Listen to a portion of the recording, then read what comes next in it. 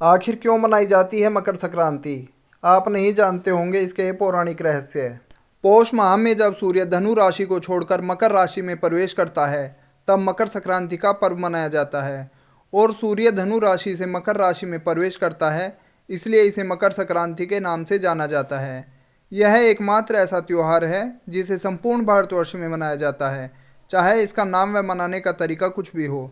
वैसे तो यह त्यौहार जनवरी माह की 14 तारीख को मनाया जाता है, लेकिन कभी कभी यह त्यौहार 12, 13 या 15 तारीख को भी मनाया जाता है, क्योंकि यह त्यौहार पूरी तरह से सूर्य के मकर राशि में प्रवेश करने के दिन मनाया जाता है।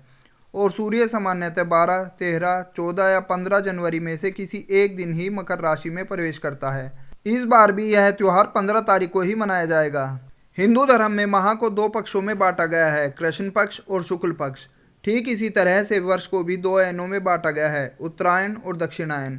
यदि दोनों को मिला दिया जाए तो एक वर्ष पूर्ण हो जाता है। मकर संक्रांति के दिन से सूर्य की उत्तरायण गति प्रारंभ हो जाती है, इसलिए मकर संक्रांति को उत्तरायण भी कहते हैं। हिंदू धर्म की मान्यताओं के अनुसार इस दिन भगवान विष्णु ने असुरों का अंत कर उनके सिरों को मंदार पर्वत में दबाकर युद्ध समाप्ति की घोषणा की थी।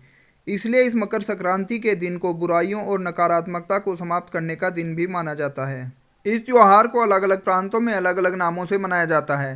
तमिलनाडु में इसे पोंगल के रूप में, तो आंध्र प्रदेश, कर्नाटक और केरला में केवल संक्रांति के नाम से मनाया जाता है, जबकि बिहार और उत्तर प्रदेश में इस त्योहार को खिचड़ी के नाम से जाना जाता है।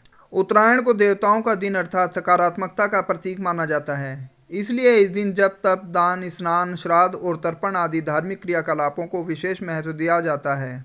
क्यों मनाते हैं मकर संक्रांति? यह माना जाता है कि भगवान सूर्य अपने पुत्र शनि से मिलने स्वयं उनके घर जाते हैं।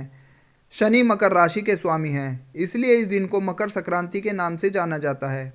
पवित्र गंगा नदी का भी इसी दिन धरती पर अवतरण हुआ था, इसलिए भी मकर संक्रांति का पर्व मनाया जाता है। महाभारत में पितामह भीष्म ने सूर्य के उत्तरायण होने पर ही स्वेच्छा से शरीर का परित्याग किया था। इसका कारण यह था कि उत्तरायण में देह छोड़ने वाली आत्माएं या तो कुछ काल के लिए देवलोक में चली जाती हैं, या पुनर्जन्म के चक्र से उन आत्माओं को छुटकारा मिल जाता है, जबकि दक्षिणायन में देह छोड़ने पर आत्मा को बहुत काल तक अंधकार का सामना करना पड़ सकता है। स्वयं भगवान श्री कृष्ण ने भी उत्तरायण का महत्व बताते हुए कहा है कि उत्तरायण के 6 मास के शुभ काल में जब सूर्यदेव उत्तरायण होते हैं और पृथ्वी प्रकाश में रहती है, तो इस प्रकाश में शरीर का परित्याग करने से व्यक्ति का पुनर्जन्म नहीं होता है और ऐसे लोग सीधे ही ब्रह्मा को प्राप्त होते हैं। इसके विपरीत जब सूर्य दक्षिणायन होता है और पृथ्वी अंधकारमय होती है, तो इस अंधकार में शरीर त्याग करने पर पुनः जन्म लेना पड़ता है।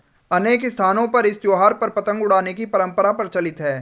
लोग दिन भर अपनी छतों पर पतंग उड़ाकर हर्षोल्लास के साथ इस उत्सव का मजा लेते हैं। विशेष रूप से पतंग उड़ाने की प्रतियोगिताएं भी आयोजित की जाती हैं। पतंग उड़ाने के पीछे धार्मिक कारण यह है कि श्री राम ने भी पतंग उड़ाई थी। गुजरात व सौराष्ट्र में मकर संक्रांति पर कई दिनों का अवकाश रहता है और यहाँ इस दिन को भारत के किसी भी अन्य राज्य की तुलना में अधिक हर्षोल्लास के साथ मनाया जाता है। स्वास्थ्य से भी है मकर संक्रांति का संबंध। पौष माह की सर्दी के कारण हमारा शरीर कई तरह की बीमारियों से ग्रसित हो जाता है, जिसका हमें पता ही नहीं चलता, और इस मौसम में त्वचा भी रूखी हो जाती है। इसलिए जब सूर्य उत्तरायण में होता है, तब इसकी किरणें हमारे शरीर के लिए औषधि का काम करती हैं और पतंग उड़ाते समय हमारा शरीर सीधे सूर्य की किरणों के संपर्क में आता है, जिससे अनेक शारीरिक रोग जो हम जानते भी नहीं हैं वे स्वतः ही नष्ट हो जाते हैं। यह जानकारी मान्यताओं, धर्म ग्रंथों और विभिन्न माध्यमों से ली गई है। हमारा चैनल इसकी सटीकता की पुष्टि नहीं करता है। हमारा उद्देश्य बस आपको जानकारी देना है।